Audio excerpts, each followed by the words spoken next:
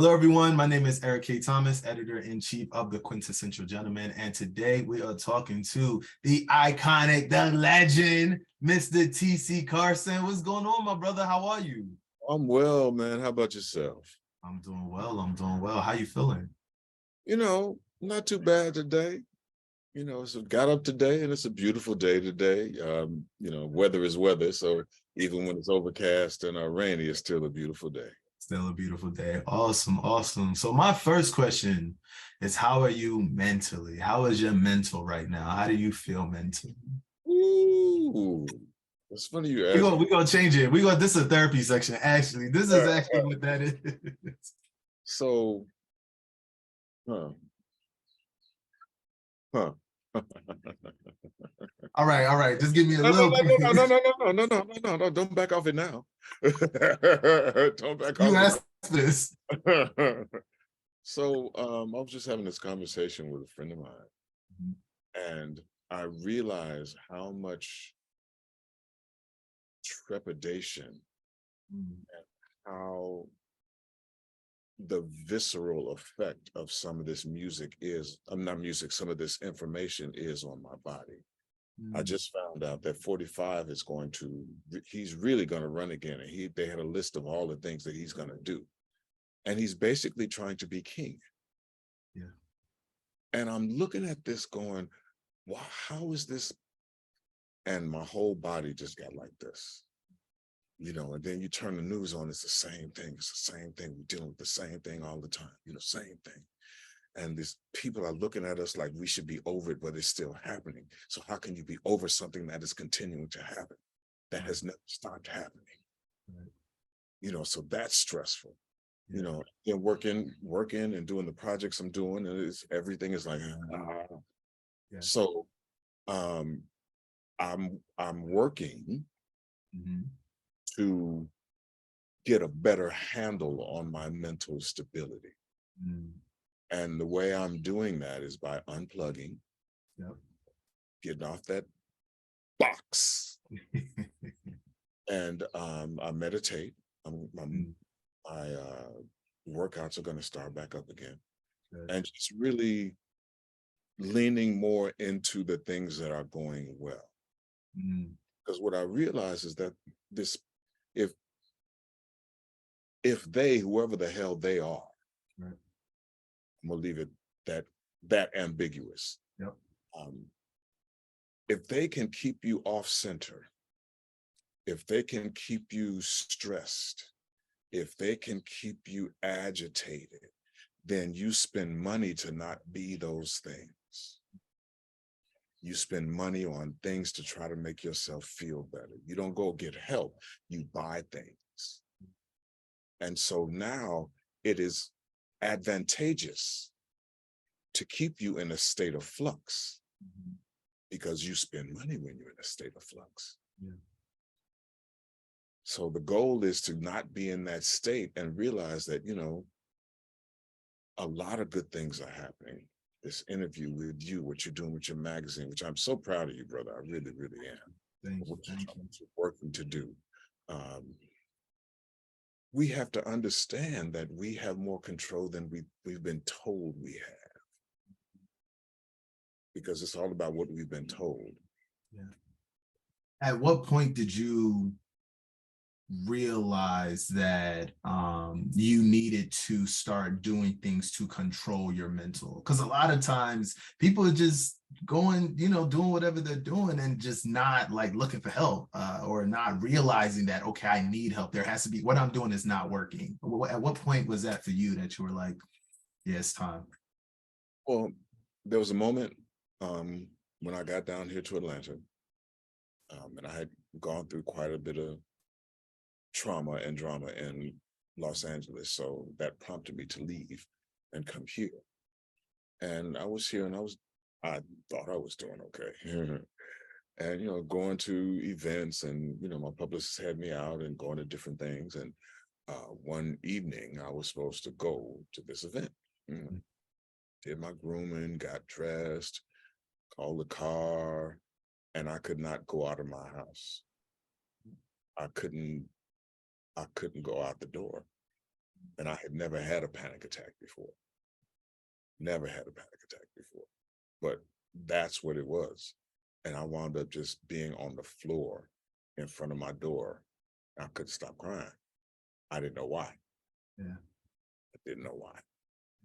And so that prompted my publicist to give me the number to the therapist that I'm seeing now. And it was the best decision I've ever made in my life. And I appreciate him so much for giving me her information and actually saying you should go. Yeah. I wouldn't be talking to you today, I don't think, had I not started to see her. Yeah. And I think, but again, those things, preventative medicine is not, it's not paid for by your insurance company. Right. Things that will help you not be sick, yeah, they won't pay for, but they'll pay for your care after you get sick. right. You know, so that's part of the issue in our community. Mental health is a big thing for us, but we don't have the resources. Well, I should say sometimes we don't have the access to the resources. Not that we don't have the access to the resources, so we can get that kind of help. But it's so important. And people say, you can go to church. I say, yeah, but that's a whole nother thing. Yeah. Yeah. Yeah. Yeah. So I'd rather go to somebody that I know is trained professional, Yeah. that can really help me assess what's going on. And then not only that, but give me some tools. That's what she did. She gave me things that I could do Right. to help me get better. Yeah. Yeah. All right. So you on this path of getting better. And one is kudos. I always say, you know, there's everybody gives so much. They're so appreciative of everybody telling you should go and give them the number and do all that stuff. But also you got to thank yourself for ultimately dialing the number, for being present, for doing the work to get better, you know, because it's people don't understand that it is work to get better. And it's not just, oh, I go to the therapist and oh, they're going to fix me. No. The therapist only give you the tools. To your point, you still got to ultimately do the work at the end of the day. So, you know, it's amazing that you are, you know, in this space. But I'm gonna ask you right now, you know, again, we're not again, but for everyone that doesn't know, we're now 30 years living single. And in the peak of living singles success, do you think you would be here in this particular space if you could think about it at that time? No, I would have.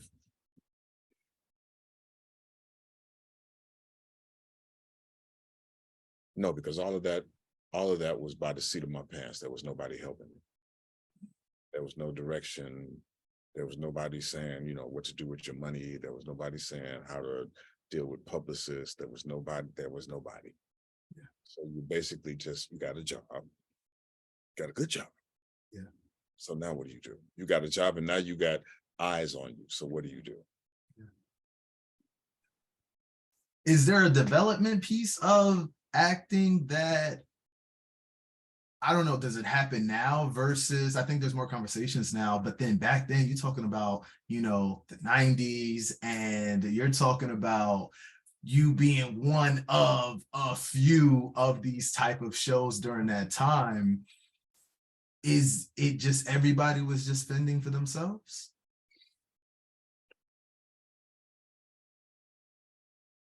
What do you mean by that when you say everybody's just spending for themselves? What In terms of there's no blueprint. There's no, you should do this, you should do it. No one did. I guess my question is, there was no mentors or people that you could look up to, or people that kind of took you by their wings. And it was like, no. People had people, like La had management.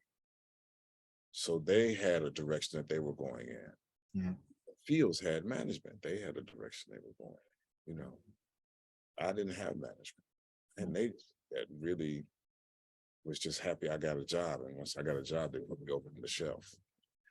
I really didn't do anything else for me. yeah. So Were you saying so? I got you. No, there was no blueprint. There was no, and I guess the business of show business is different now because Mhm. there are classes to take Right. on the business of show business. Right. So independent artists can be more savvy as far as contracts and different things like that. But back then, if there were those things, I didn't know about it.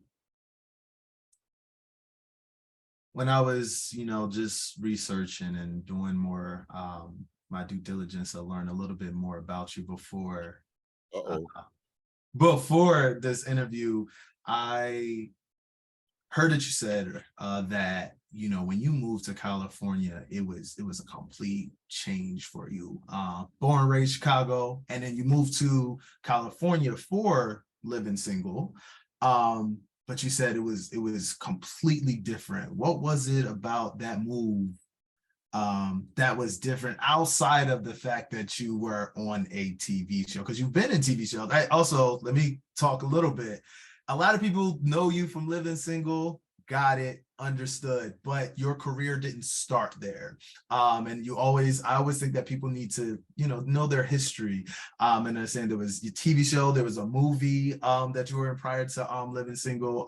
So you're not new. I won't say that, oh, you California, you were new to this industry, this world, because you weren't. So what was it about that landscape that was different for you? I didn't know anybody. Mm. I had no family. I had no friends. I didn't know anybody in California. Only people I knew were my castmates. And so you're in a brand new city that you don't know with people that you just met. Yeah. And nobody that really knows you. And you're on TV. Hmm. So everybody's watching you. And that's a whole new thing too, because No one knows you, but everybody knows you. Hmm. and so it's just I hadn't had that type of, I guess, fame before. And it was really scary in the beginning. I'm gonna be real honest about it. It was really scary because people would come up, like roll up on me. And like this one woman, I was standing in line at the cleaners and she rolled up and she smacked me in my back. And I turned around and I was like, and she said, "You need to stop talking to Max like that." First of all, Invested. I knocked them out because you don't roll up on a brother like that and just hit him from behind. And second, that's a character. That's not me. And she just looked confused. So, I mean, in the beginning, it was just, I'm not a real public person. Mm. I'm a Scorpio. We roll around in the shadows and shit. Yeah, terrorizing people, but that's another conversation. Terrorize people. We just we're watching you though. We watching. We watching you. And so, that whole level of notoriety was a lot to come to grips with. It kept me in my house a lot. It kept me Really? So you were out there, fame, everyone knows you, but because other people famous, they buying drinks and they're out and being at events and do all that type of stuff. You really just, wow. I didn't start really like doing events until like I got down here. The publicists I had, we would do things for the show or for Yeah. something I've done, but that was it. It wasn't about me. Yeah. And again, I don't need the autographs. I don't need the picture takings. I don't need the paparazzi. I don't need it. Yeah.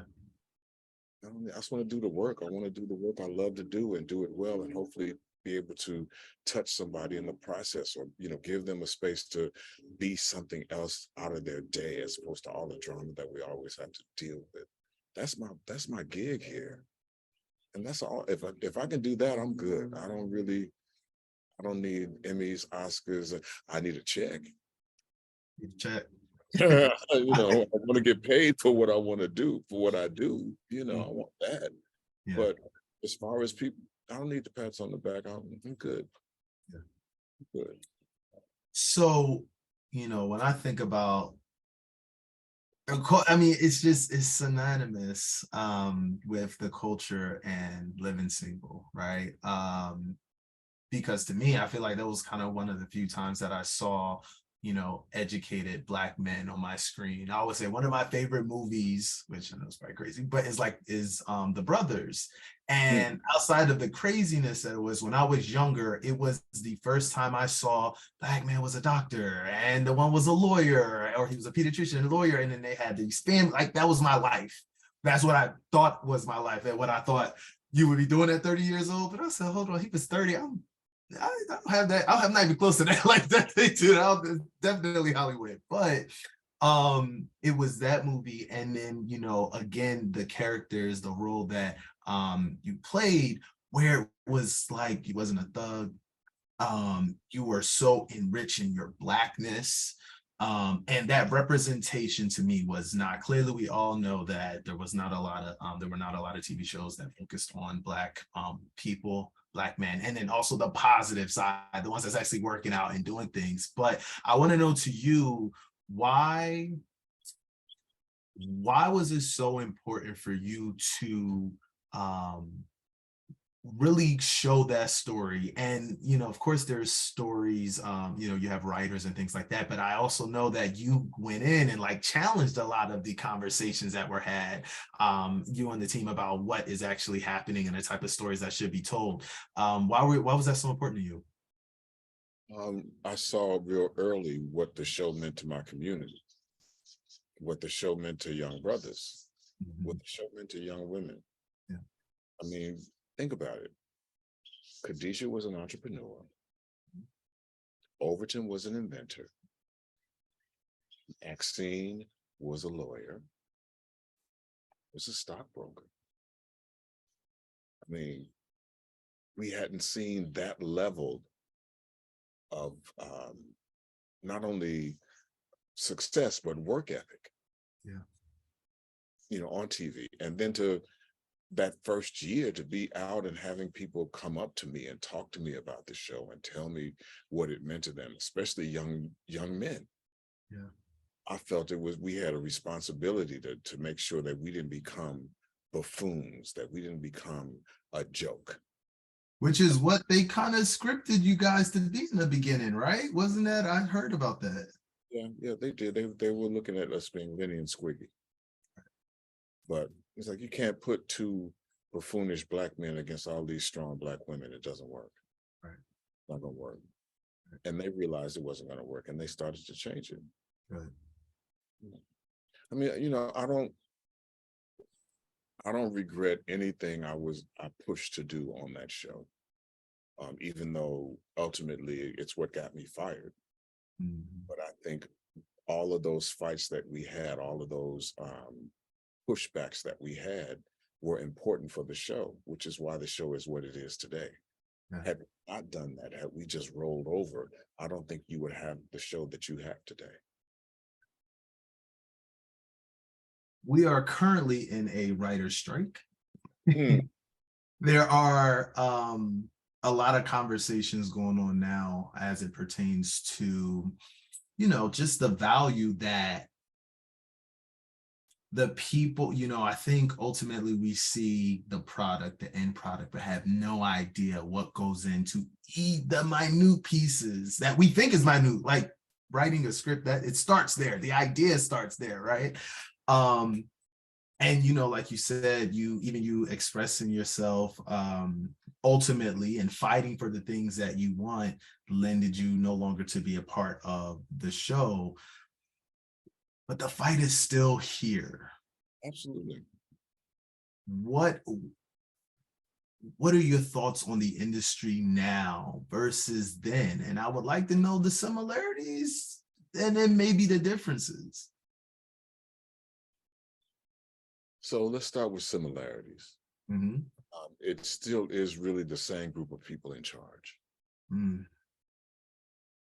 The issue is the issue with them, they're finding now, is that because there are other platforms available, they don't have as much power as they used to have.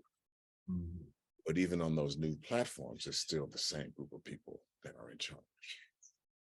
So So the that's same group of people, like as in the institution of the from there, or is it because if we're talking Black people, our particular story is being told. because I'm talking about the platforms where our stories can be heard and seen. Okay. It's one thing to be able to create the product, but Right. if you can't get the product seen, if you can't get it on something, Yeah. then, and I think we have Bounce, but I think that's Kathy Hughes. And then there is BET, but that's Viacom. That's still owned by Viacom. Yep. So, same, but different. Right. Now, the difference is when you think about how much access creatives have right now, Yeah. we have a lot more access than we've ever had because content is king right now. And all of those platforms, even all the new ones, they still need content. Mhm. The question is, do we continue to give our content away, or do we find ways to hold on to it so we can make the residuals, so we can make the money, so we can have the intellectual property that belongs to us and not do it for someone else? Mhm. That's why they were able to do Friends from Living Single. Warner Brothers owned both shows. Right. They could do what they want to do with it. Right. So in that respect, people like Ava, they're creating and they're making these new, and she's owning what she does. But there's platforms. Netflix now is open to that. Yeah. NBC, ABC, CBS, Fox, they were not. So that's the upside to all of this. If you can create good content, then you can find a place for your content to be seen. Right. So, I think recently, well, not recently, a couple of years ago, is kind of when we had the conversation, forgot who exactly kind of sparked it, and then Black Twitter went on about, first of all, I just want to say Living Single trends on Twitter, at least my feed, once a week. Once a week, Living Single trends, and you'll always get a side eye to Friends off of that, right? How does that feel that you were part of something that, because ultimately it was a short time and it was, we're now saying 30 years ago, but even that, I think they did 6 seasons, right? Even still small time, right? But the magnitude of the interest, young, old, and even so some non-Black people still love it. I mean, Living Single is not a Black show, or let me not say that. Living No, Single it is is, not but it's only not only watched. there you go. There you go. It is not only watched by Black people, which back in the day, that was a conversation that we have always had to fight based off of I wasn't there. But you guys, the studios and the people who are working there had always had to fight because it's like you expect that nobody wants to see Black people on TV. And that means the advertising dollars or the investment or whatever the case may be. Oh, wait, but here's the thing though. UPN, CW, Fox, they all built their networks on Black shows. Hell did. Yeah. All of them had Black because they know we watch TV. And so they put all the Black shows on when their network started. And I really don't care what Fox, I don't care because I'm old enough right now, I don't care. Because that's what y'all did. And then once the networks became popular, they systematically took them out. They got rid of them. I'm like, wow, so we can, but it's everything we've done in this country. We always built it and then been kicked out of it. That's this country. That's what we've done. We built everything and then we can't go places. Yeah. So, yeah. So you talk about, I want to get back to the Twitter thing, but I'm gonna get back. Okay. But what I always have this debate with friends and colleagues and industry people where we discuss, like, we had shows, it was like early 90s, even early 2000s, it was, we had it, representation, and then it went away. Like it just, I would say probably what 2007, 2008, probably now, probably, now we're getting like 2016. There was like a good period of it was just even more scarce than what it was. And I still just don't know what the reason was, like what happened to where there was just no more representation. They didn't need us anymore. Mm. Again, they controlled. So they didn't need us anymore. We got the views, we got our numbers up, and you'll watch whatever we put on, you'll watch. It's real simple. After living single, it seems like you dove into your passion, which was more on the music side, right? That was good.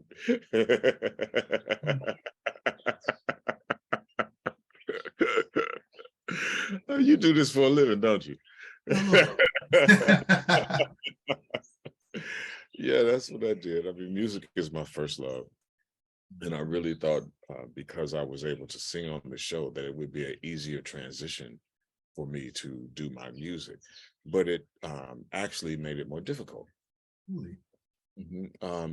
The door doesn't really swing both ways when it comes to actors and singers. Okay. So if people know you as a singer, they'll give you ample opportunities to be an actor. Mm-hmm. Because they feel like your musical audience will come to see you do, even if you're not good. And I've got some people in my mind that I'm not going to say their names, but even if you're not good. So the door swings open that way. But actors who are working to be singers and can really sing, they see you as an actor. Mm. They don't really take your singing seriously because they know you as that. Right. And that's even today when, in this day and age, my team will call somebody, a venue club owner. So they go, oh, TC, didn't he play Kyle? Well, what does he do? He sings. Well, what kind of music does he sing? I was like, but I sang on the show. I got music out. My Instagram is about my music. And okay. So it's still a disconnect. But how do you feel being in? I want to know, what does it feel like being on stage for you? Because you also come from theater. So it's, I've had conversations with people who are no longer doing what they've done before. And, I always, part of me is like to feel like I could never do something that I love so much, even at minimum, forget the praise and everybody looking, but just, it brings me joy. It makes me happy. What does it feel like when you are on stage? When everything is working, it is heaven. It is heaven. There is no greater high than being on stage with my band and the sound is right. I'm in good voice. Everybody's playing what they're supposed to play and everybody's paying attention and happy.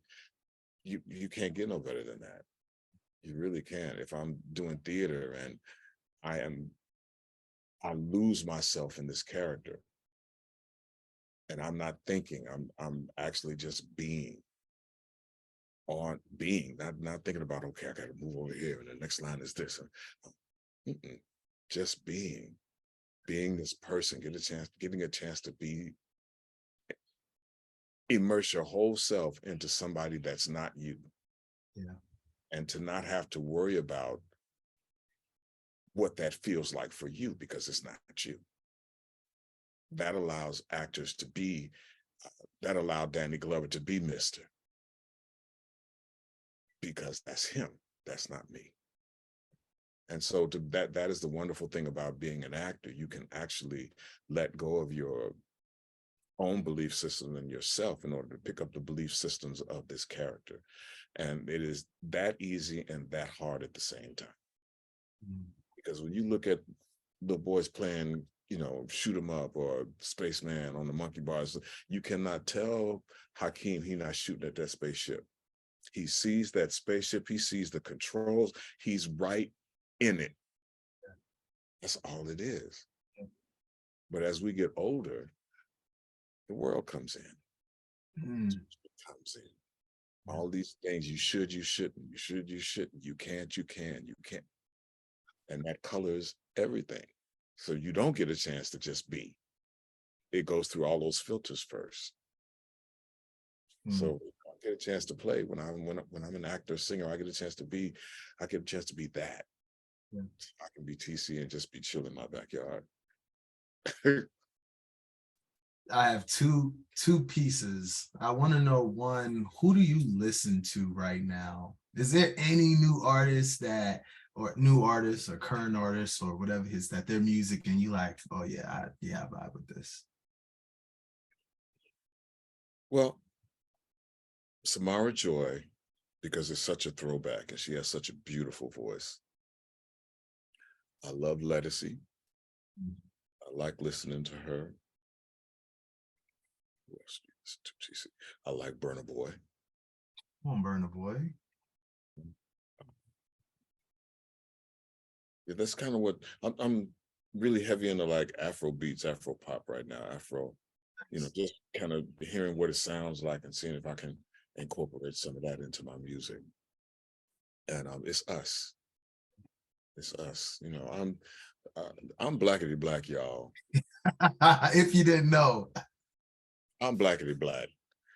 And I've been this way and I didn't realize it, but I have friends of mine say, well, you always been like this.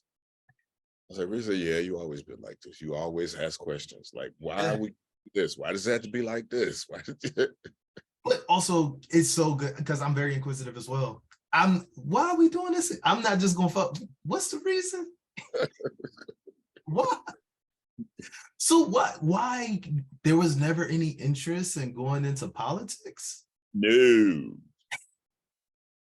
Mm-mm. Mm-mm. I don't feel I feel I can be more effective with my art. And I think that's the thing I was put here to do, not to be a politician. Thing is to create art that makes people question, gets people happy, gets people excited, and brings them joy. And for us as Black people, let us know that no, we're okay. We're okay. And especially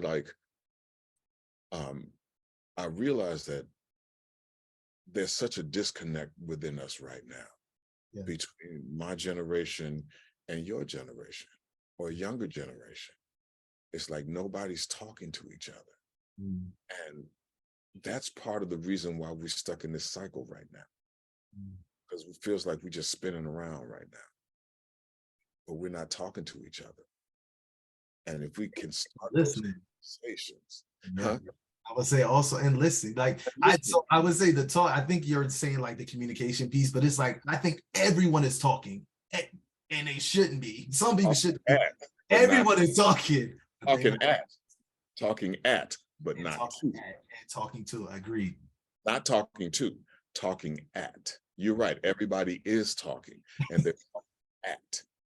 But no, I'm talking to you. You're talking to me. You have to listen to talk to somebody. You don't have to listen to talk at somebody. And that's what Twitter and Instagram and they just talking at people. And if you don't want to hear the comments, if you don't want to listen, you turn the comments off. So you talking at, so to have young people to feel like they respect us enough to want to have the conversation. That's kind of where I'm working to figure out, like, how does my generation get that understanding where they feel safe enough to talk to us? Feel like your generation, and I think the person that you are, from your career perspective, and then the role that you played in so many of my generations live, we would listen. If you came and spoke and said, X, Y, and Z, or gave advice or things like that, I think you particularly, I can't talk about everyone else, but I think you really had the ability to get people to listen. Well, It's a great segue. So we're working on a new show. Okay. And the new show is called Uncle G Daddy's Kitchen. Mm. Uncle G Daddy's Kitchen is a late night talk show, cooking show hybrid, Oh, wow. where, well, it came about in the beginning during COVID, when I didn't really have much to do and I was going crazy in this house. So I just started cooking and posting where I was cooking. Yep. Then we created a little series called TC's Recipes. I think we did like 4 to 6 of those, People responded quite well to it. So I said, okay, well, maybe we can do something with that. But then my partner and I, Leo Breckenridge, we started looking at late night and realizing late night is not curated for people of color. Mm. Not at all. Not for Black or brown or Asian, not at all. So how do we rectify that?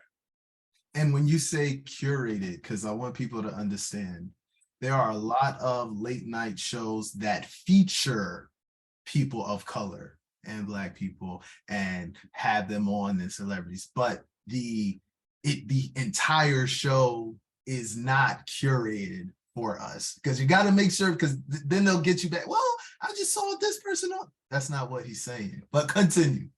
That's not what I'm saying. No, because you'll see us.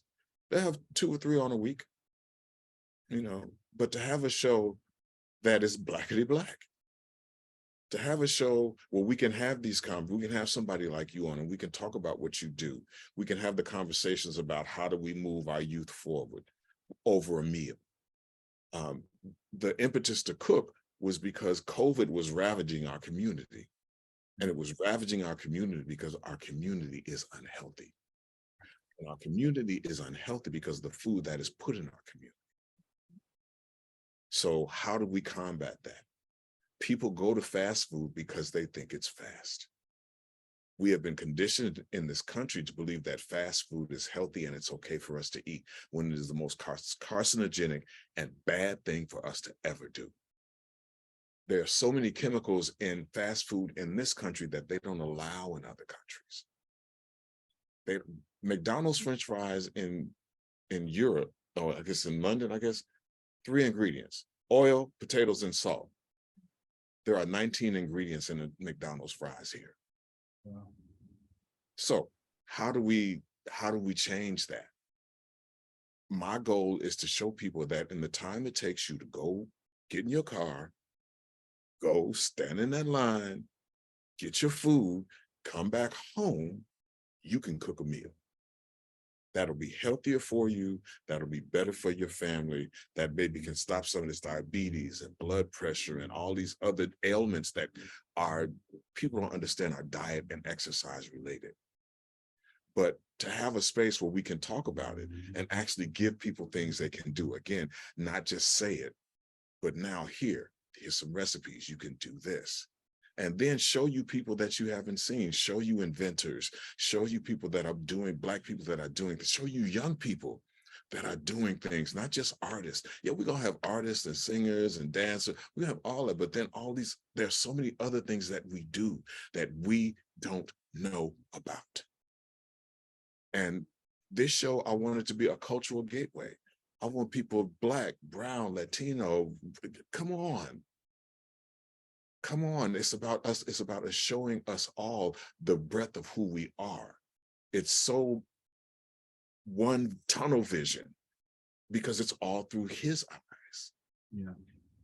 Everything is through their eyes. This is going to be through somebody else's eyes. And I think we're going to have some fun. We're going to live stream the show. Okay. So y'all better watch. Get your live stream. It's gonna be on my Instagram. I gotta learn how to cook. I cannot cook, man. You have to come on the show. I will. Yeah. But I mean, again, we have to stop being mad and be proactive. Yes. And creating yourself and owning it. Now that you have, to your point, this is now something you've created, that you now are able to do whatever you want from it and whatever happens from that. And I think those conversations about ownership and our intellectual property and our culture, we need to take that back. We have to take it back. Exactly. Yeah. And we can. I mean, a lot of the issues I feel that we're dealing with in our community, we could fix if we just turned our energy back to our community. Yes. But Yeah. when integration happened, and I know people are going to rag me for this, but I really don't care.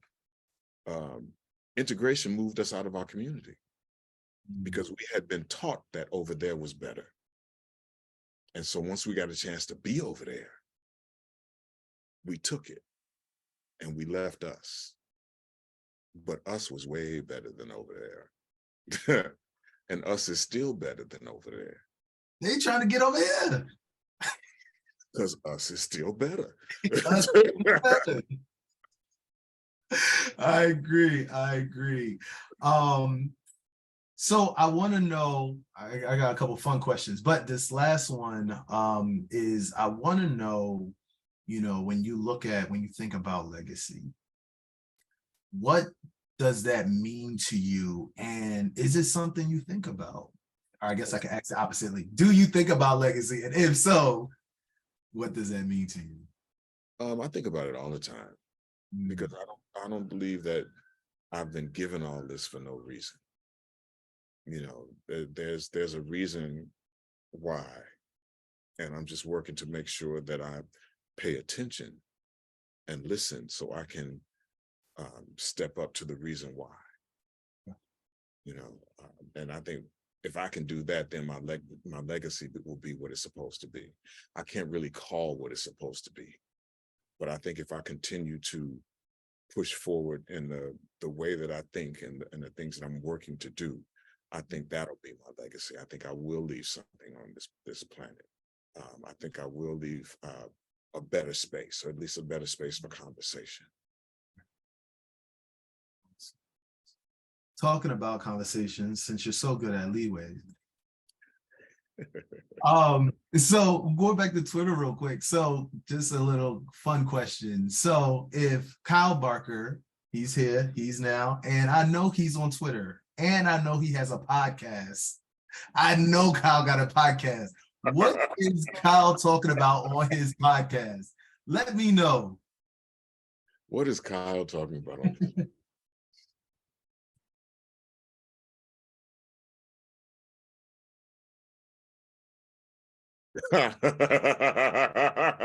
Kyle would be talking about moving back to Africa. Yes, yes, yes. He would be talking about getting up out of here. Yes, yes. I'm talking about, hey guys, I was at Ghana in December. Showed me a good time. I'm packing up and I'm going. About to open up this venue in Ghana. I bought 3 or 4 apartment buildings. We waiting on expats. Come on over. Yes, yes, yes. That is so funny. There, you got a place to go. Let's go. Yes, yes, yes. And then I also want to know, sorry, working on co-working space. I want to know if you were to kind of take some young Black men under your wing and really could have a conversation with them, what would it be that you would say that for sure? Your life, how long you, but what is one lesson you would say, you know what, I know this for sure? And it's, don't want to be too profound and to think too much about it, but it's just like, because I think that as we grow up, we feel like we know everything. I think the only thing I don't know as I get older is I don't know nothing. Right? Because I don't know. But I think there are certain nuggets and things like that it's like, this is what I really, if I was younger, this is what I would actually do that I know.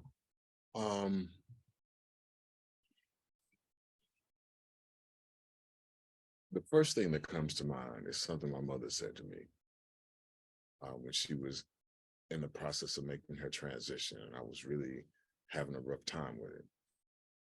And she looked at me, she said, "Baby, we come to go." The question is, what are you doing while you're standing in the hallway? Because you're not going to get out of this alive. You're going to go. But what are you doing while you're here? And the other thing is to understand that the only real connection are the people who really care about you. Mm. You know, and sometimes it's not your relatives. Sometimes I was just gonna say, a lot of times it's not your family. but there are people that really do care about you, and you can't take that for granted. And I think a lot of people take that for granted. They just assume. It's like, well, no, because they could be gone. You know, so just the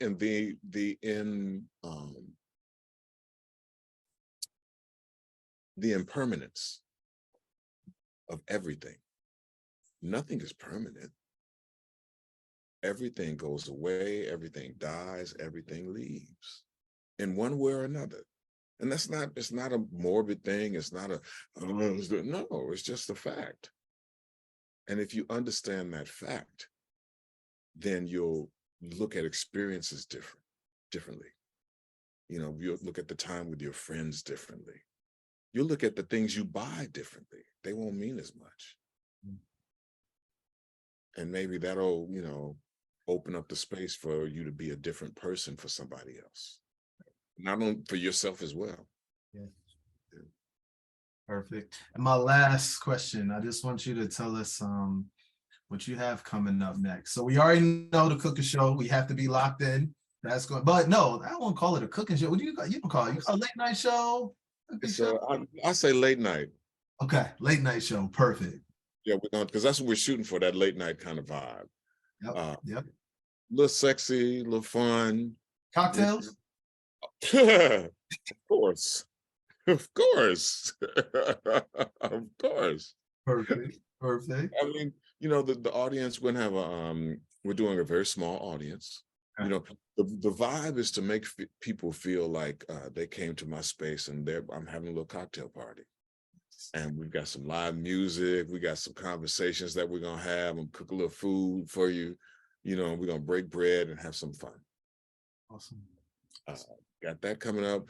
And I know people have been asking for an album. We're finally going into the studio for some new music. We're finally going. New music.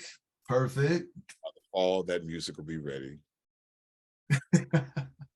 We're also getting ready to put out a call for some producers. Like, I thought about having a couple of my tunes from my first album, Truth, remixed. Okay. The house DJ. So we're looking for that as well. So we're going to put that call out and see what we get back from that, just to see, you know, because it's music I own, so I can do what I want to do with it. And intellectual property. I can do what I want to do with it. You know.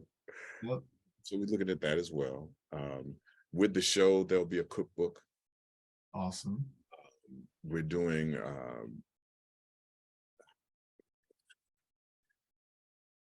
that's something else we'll talk about later. Talk about offline. Yeah, but but you know, no, we're gonna do this again. Oh, got it. What else? What else you do? Oh, I'm doing a lot of Comic-Cons right now. For my work on God of War as Kratos, and my work on the Star Wars franchise as Mace Windu. Awesome.